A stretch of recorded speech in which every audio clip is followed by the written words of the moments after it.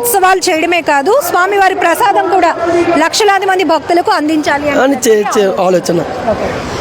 ఎన్ని డేస్ కష్టపడాల్సి వచ్చింది? అనకాపల్లి ఆర్టిస్టే చేశారు అంటున్నారు.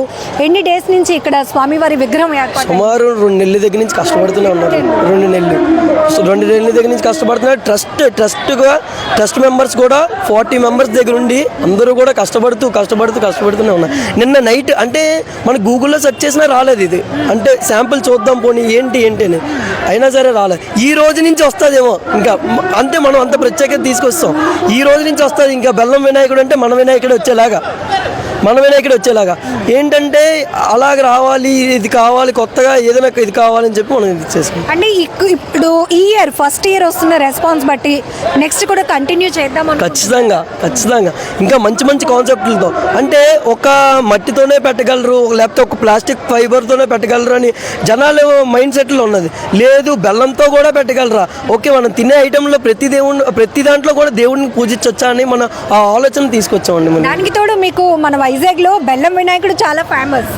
సాగర తీరానికి ఆనుకొని ఉన్నటువంటి ఆలయం, ఆ కాన్సెప్ట్ ఇక్కడ కవర్ అయింది. అతిపెద్ద వినాయకుడిని ఏర్పాటు చేసిన కాన్సెప్ట్ కూడా కవర్ అయింది. లక్షలాది మంది భక్తులకు గణేష్ ఉత్సవాలు చేయడమే కాదు, స్వామివారిని చూసి వెళ్ళటమే కాదు, వాళ్ళకి ప్రసాదం కూడా అందించాలన్న కాన్సెప్ట్ కూడా కవర్ అయింది. సేమ్ అనిపిస్తుంది, ఉదయం నుంచి ఇంతమంది భక్తులు వస్తున్నారు, మీకు కూడా ఏదో చెప్పుంటారు మిమ్మల్ని ఎంకరేజ్ చేయడానికి. అంటే దగ్గర నారా లోకేష్ గారు ఓపెన్ చేశారండి నమూనా.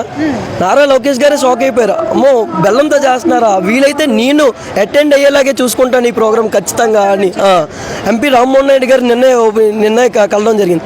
అయ్యో ఎంత బెల్లంతో చేస్తున్నారా, మన రాష్ట్రంలో చేస్తున్నారా అని చెప్పి అంటే మేము వెళ్ళిన ప్రతి నాయకుల దగ్గరికి కూడా ఎగ్జైట్మెంట్, అంటే వాళ్ళ నోట్ల నుంచి ఎగ్జైట్మెంట్, నేనే వస్తాను అంటే మనం పిల్లడానికి వెళ్ళినా వాళ్ళ నోటి నుంచి ముందు నేనే వస్తాను, నేను ఖచ్చితంగా ప్రోగ్రామ్కి అటెండ్ అవుతాను అనేటట్టే మాట్లాడేవారు ప్రతి ఒక్కరు.